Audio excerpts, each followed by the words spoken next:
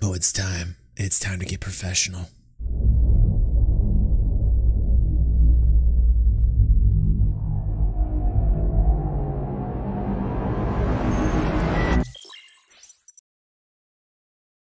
Hey guys, you know what time it is. It's time for that Inside Star Citizen review. What we do here, we got the fam in full respect. You gotta just understand that this crew right here is mi familia. They're el corazón. It's the heart, you understand? And they're gonna watch. They're gonna chill out with me while we watch Inside Star Citizen. Now, what we like to do first is we like to look at, oh boy, 9 minutes and 55 seconds long.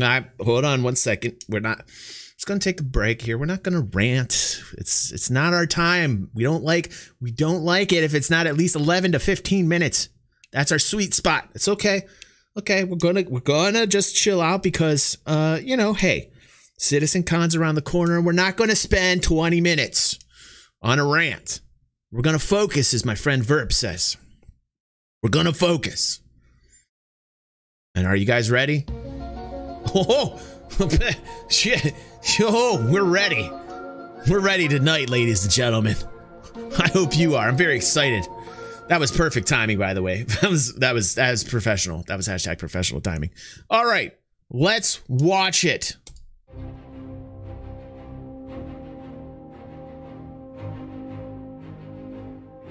Who here hasn't dreamt of receiving a distress call from a ship in space? Oh, you know, I gotta say, Jared's looking good. He's losing the weight. He chopped off the mutton chops. He's kind of keeping it scruff mode. Good for you, dude. Keep up the good work. Lose that weight. I'm trying to lose it too. Just trying to say. By the way, Jared followed us last week. That will not inhibit the way I am going to be verbose. If I don't like this, I will still be verbose. So I hope everybody understands that. It doesn't matter. I just speak my mind. So if Jared's watching, I'm sorry if I don't like it, but that's just tough titties. All right? Just how it goes sometimes. But we'll see what I think of this episode. Accepting it, and then arriving on site to find an 890 jump that's been overrun by bandits and are in direct conflict with the security forces on board.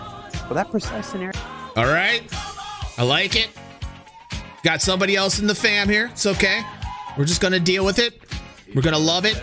We got somebody else in here. That's right. Just come on in and let's just have a good time and let's go. Is exactly what the mission feature team are working on right now. And soon, you and your friends will be able to swoop in and save the day in the upcoming Alpha 3.8. Let's find out more. Oh, we talked about this today. We actually talked about this today. Oh, yes. I got a spoiler. By the way, first time in the Inside Star Citizen review history, I got a spoiler today and learned about this ahead of time. I'm sorry, everybody. I tried to be virginal, but today I got a spoiler alert for the first time. Usually on Thursdays, I try to block everything out so that I can have actual natural reactions. But I did find out about this in the Discord today. I'm sorry. I feel like I've betrayed all of you. I will shortly after this commit Harry Carey.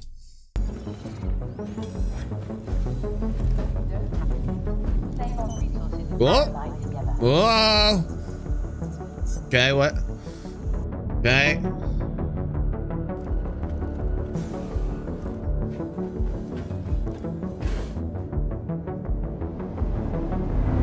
Dude on stream sister. You would like that, Jiro. We've always wanted to do a mission. Oh, okay. I like that they're introducing missions that literally you're going in and doing bad things. Oh, what is this? A mission where we're really getting serious and we're going to hijack an 890? Wait a second. That's kind of sexy to me. That's kind of sexy to me. Inside of ships. Obviously, we've always wanted AI running around inside ships. So always been a plan. But it wasn't until the 890 jump came along that we saw how viable that was and how big of an opportunity it would be to miss, really. Getting sexier, boys and girls. It's getting sexier.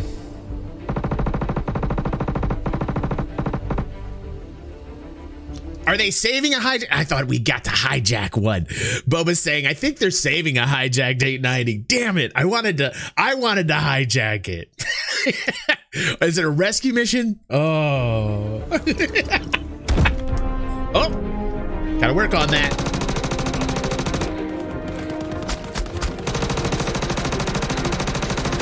I guess that's gonna be our guys. Still very cool. The AI is getting slightly better. We talked about that earlier today. We are actually happy for the improvement from 3.6 to 3.7. We have noticed slight changes in FPS NPC battles on the FPS kind of side. We've noticed a slight change in dynamics when it comes to ship combat AI as well. A little bit faster reactions. And we talked about that earlier today. And that will be released on our YouTube channel as well. Still room for improvement. A lot of improvement. Yeah. Oh, come on. What's that guy just standing up there not dropping for? So this mission is an 890 jump that's been hijacked out in space, and the player's been tasked with going, clearing out the hijacking pirates, and cancelling the hacks that are currently ongoing inside the ship. So you'd receive this mission via the Mobi-Glass, and you'll receive a waypoint to direct you to the 890 jump. When you More missions with more NPC in them is a good thing. The more NPC that we can fight, the more immersive these missions are going to be. And hell, I might even like taking a couple of these missions on. I'm not normally a PvE type guy, but if you start inserting a lot of NPC in there that know what the fuck they're doing in terms of AI, and you can group up with other people, and you can share those mission rewards, and those mission rewards are good, what you're going to find is a lot more people being interested. So inserting new missions like this with more AI, the more NPC, the better. The more NPC, the better. There needs to be a lot of NPC. You know, there needs to be missions that literally have to be geared towards group missioning. And the more NPC that are in there, I think the more exciting it will be. So this is kind of interesting to see when you landed inside of the hangar of the 890 that there was quite a few NPCs there. get there, you're going to see ships that have dropped off the pirates into the 890. They're going to be trying to eliminate you. Yeah, we didn't see anything, and Killian's right. It did look a bit clunky. I still think it still looks a hell of a lot better than it did. Like it's those fucking AI, the AI and the NPC were really just going everywhere before. Now, not as bad, but still clunky. Still, like I said, still needs a lot of work. Improved slightly, still needs a lot of work. Stop you from EVAing your way inside.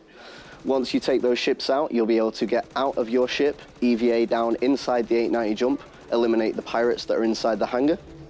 From there, there's going to be security inside the ship that you can try and save as much as possible. Make your way down to the back of the hangar and try and cancel the hack that's ongoing within the 890. The mission ends successfully when all of the hijackers are cleared out, when all of the hacks are prevented. It's failed if you fail to prevent the hack in time. Nori.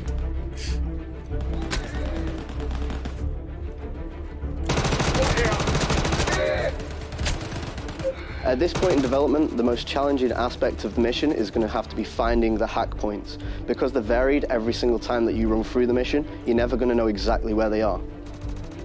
This mission is totally shareable. It's intended to be played in a 4 or 5 man team. You will really struggle. All right, that character running across the other side there was interesting. That was different.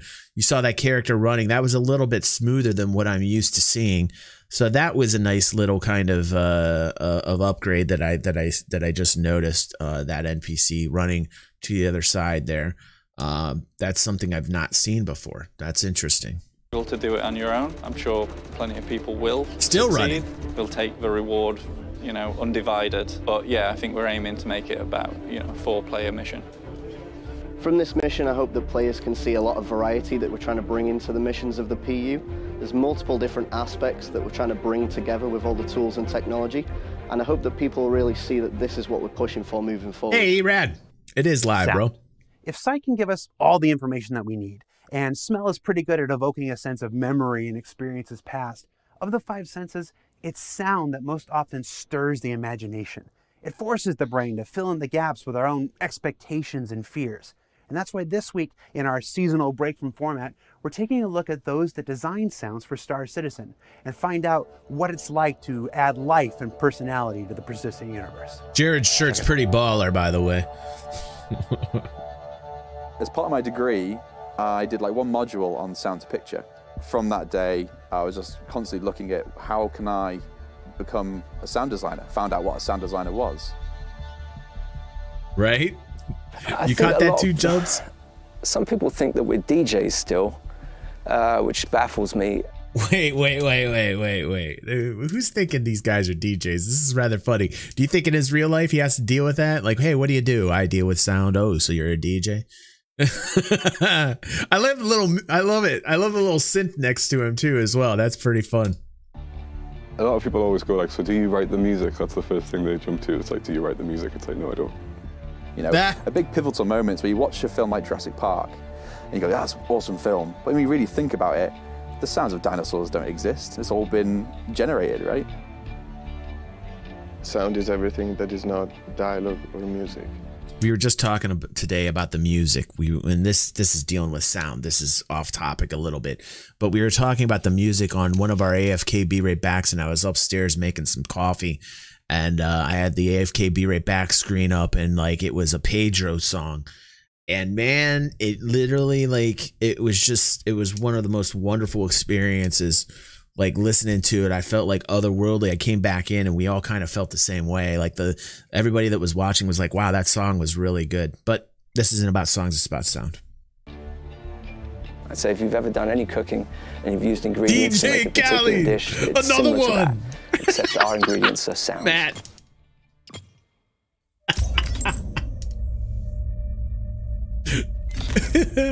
Oh, Dark Angel, it's funny, dude. The hardest part to explain is how you make the sound. So like, they're like, so you just go out and record that, and you're like, no, because the real world sounds awful compared to what you'd expect it to in a game. It's not as simple as recording those sounds and implementing them in game. I can only explain these things through analogies. I like the idea of taking something, a visual element in the game, and serving it and making it feel realistic or grounded. Me and Colin are always just like, the sound design of the real world is terrible, isn't it? Like, that shouldn't sound like that. But like, you know, it's like simultaneously the best and the worst. If a big part of audio is about not being noticed, that's not necessarily something that... Why am I feeling that there's a Monty Python skit hidden in this somewhere? Like some type of gem where they're trying to create sounds and they've got like a live elephant and they're squeezing its trunk. Like, here's how we make the sound of our newest missile launcher. Like, I just feel like there should be like a little Monty Python-esque like segue into like how they make the sounds. That would be wonderful. Sits badly I with want me. that to happen.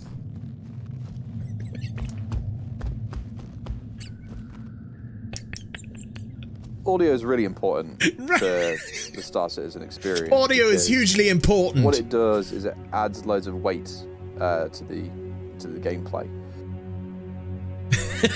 What we try to achieve is a sense of immersion in the character. And you should be dead. Oh? And it adds this the sparkle, which I think is nice to, you know, adds an element of coolness too. We can throw that in, but yeah, it's 50% of the experience, I think. Working on a project that people can actually play, it's got some challenges. I mean, people... They're doing some sound reworks on a lot of the weapons in game, which I'm kind of happy for. Some of the weapons sound a little shallow. So it's nice that they're actually, we read that in the monthly report, that there's a lot of work being done on sound. I think that's why you're seeing this being featured in this episode. And I want to see these sounds be a little bit more three-dimensional on the weapons, on the handheld weapons. There's sometimes it depends. The ballistic weapons, like a lot of the like the semis that you're seeing there, sound a little too shallow. Just a little, like a little oomph, like just a little bit more. Maybe a little bit more reverb or something's a little bit missing. It's good and bad, because we can get the feedback from people straight away saying, this good to see you, dude. Like when I finished the caves, I was thinking maybe it's going to be too loud, maybe there's too much going on, maybe there's not enough. But then when I got the feedback that people said, actually the caves are sounding quite good, you know, it helps, and it's like, where could we go from here? How could I take this a step further? Caves do sound good, actually. You can go down the wrong track with something creative. Man, I'll tell you what, it got spooky for me when I was shooting that video in the cave, man, and somebody was in there with like one of their headlamps on and looking for me, and the VoIP was working, and the dude was talking, and it was like, it was otherworldly, man. The experience I got from that, man, I still remember it. We were talking about that earlier today, like the memories that you get from games sometimes are as vivid as your real life memories. That's how you know when you're a gamer. You know when you're a gamer when you actually have memories of a game just as real and vivid as you do that on your memories in real life. That's when you know you're a true gamer. Creatively, and it gives you very little time to be able to backtrack and start over again. It can be a little bit painful sometimes when you feel you haven't done your best work. It's okay, dude. So I posted to YouTube. And it's gone out there. Because of the open nature of this development, you know, we can always go back. Everyone knows that working on a game is a huge collaborative process. You know, we're dealing with 4 studios across the world. Just geographically, sometimes that can cause difficulties because, you know, people are dealing with different time zones and stuff like that. You'll get something perfect, and then you'll come in the next day and they'll just be like, okay, we've changed the level. Now this corridor no longer leads to this place. It doesn't. Just say what you want to say. Just yell it out, dude. You know you're frustrated. Just say, you sons of a bitches, making these changes on me. Could you imagine that? They have like a certain type of level design, right? And then like these guys take all the time to make the sounds out, put them in, code them in, and then they go, oh, we got some changes. You know how difficult and frustrating that would be. Come on, this guy's super happy. This guy's like a super happy dude. Like, I give this guy props because he's not going off, or he doesn't look like he's angry at all. Like, this guy just looks like a very kind of like, hey, let's go with the flow type of dude. I feel like, you know, this is a rarity. This is a rarity. So golf clap to this guy. Golf clap to this guy, I gotta say. Because he's treating it like it's not that big of a deal, but I'm sure that he's very frustrated. Lead to there from this place. And you're like, oh, I just he's smiling. Today, like, you know, placing all the ambience for this, and now I've got to, do it all over again. So the best and Giro, that is the most difficult part is you always have to consider various scenarios and contexts. But one good thing about the audio team is we're centralized. So the entire audio department, entire audio team is here in the UK. Wow, we have a centralized unit of development all in the UK. I did not know that. All the sound is located in the UK. That's interesting. That's interesting. I did not know that. It's good working with the team. You learn it a lot quicker. I never really realized that before working here, because I just done freelance stuff by myself. Then they really do need a Monty Python sequence on how they make sounds. Like, I really, Jared, if you're listening to me, man, you know, I know you're following the channel now, so I know occasionally you're watching this.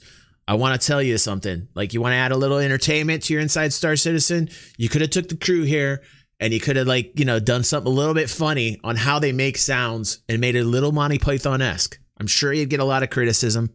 I'm sure there'd be people bitching, but I would like it. I think that would be funny.